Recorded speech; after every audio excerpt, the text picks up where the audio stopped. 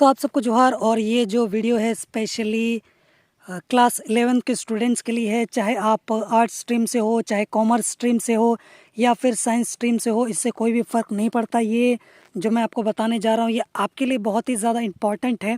जैसे कि आप यहाँ पर देख सकते हो, क्लास 9 का रिज़ल्ट आ चुका है, क्लास 8 का रिज़ल्ट आ चुका है। इसके अलावा इंटरमीडिएट आर्ट्स, कॉमर्स या फिर इसके अलावा यहाँ पर साइंस का भी रिज़ल्ट आ चुका है, देखने को आपको मिल ही गया होगा। तो यहाँ पर 12th का रिज़ल्ट आ गया, 9th का रिज़ल्ट आ गया, 8 का रिज़ल्ट आ गया। लेकिन यहाँ पर 11th के बारे में कोई भी डिटेल, कोई भी अपडेट यहाँ पर निकल कर सामने नहीं आई है।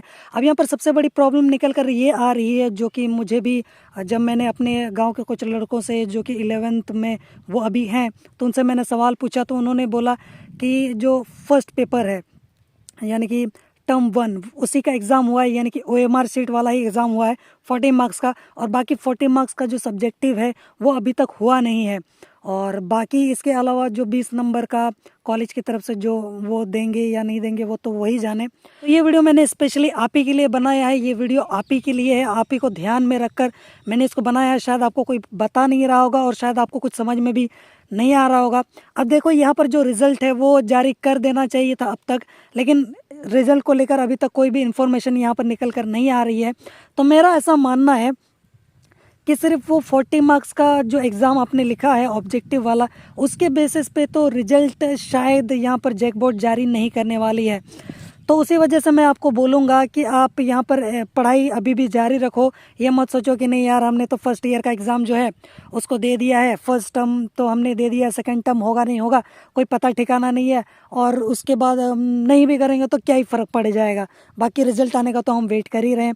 तो ऐसा मत करो, क्योंकि जैकबोर्ड जो है ना कभी भी नोटिस दे सकती है, कभी भी उसका माथा फिर सकता है, कभी भी नोटिस दे सकती है कि इतना तारीख से यहाँ पर जो टर्म 2 है उसका एग्ज़ाम स्टार्ट हो जाएगा, सब्जेक्टिव का आप प्रिपरेशन कर लो और ज़्यादा टाइम आपको दिया भी नहीं जाएगा। वैसा ही हमारे साथ हुआ था जब हम लोग 11th में थे।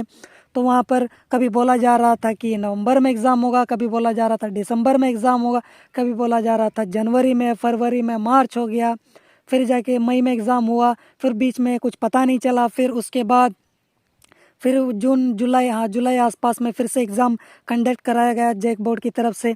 तो यहाँ पर कुछ पता ठिकाना नहीं होता है, अचानक से आपको बोल दिया जाएगा कि ऐसा ऐसा है, आपका सेकेंड टर्म का जो पेपर है वो आपको देना ही पड़ेगा, आप उसका तैयारी करो। फिर आपके पास ज़्यादा टाइम होगा नहीं, फिर आप भटकते रहोगे यहाँ वहाँ, फिर आप परेशान हो जाओगे, आप सोचोगे यार तैयारी नहीं है, हम पेपर कैसे दें।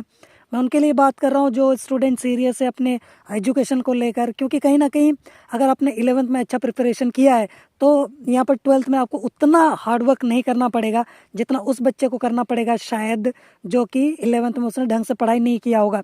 क्योंकि यहाँ पर 11th और 12th दोनों ही एक दूसरे से कनेक्टेड होते हैं, इंटरलिंक्ड है दोनों आपस में।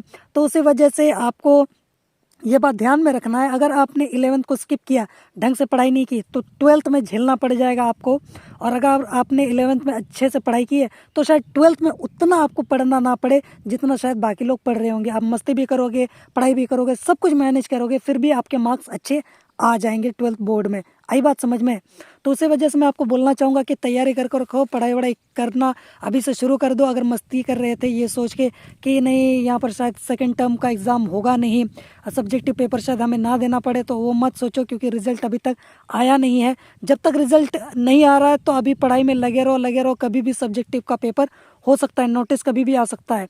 जिस दिन आपका मतलब जो रिज़ल्ट है वो जारी कर दिया जाए ना, उस समय चैन की सांस लेना कि चलो भाई हमारा जो सेकंड टर्म का पेपर है, जो सब्जेक्टिव पेपर था, वो अब नहीं होने वाला है। उससे पहले मान के चलना कि क्या पता यहाँ पर कभी भी हमें नोटिस दिया जाए कि यहाँ पर सब्जेक्टिव पेपर भी यानी कि 40 मार्क्स का जो बचा हुआ है वो भी हमें देना पड़ सकता है।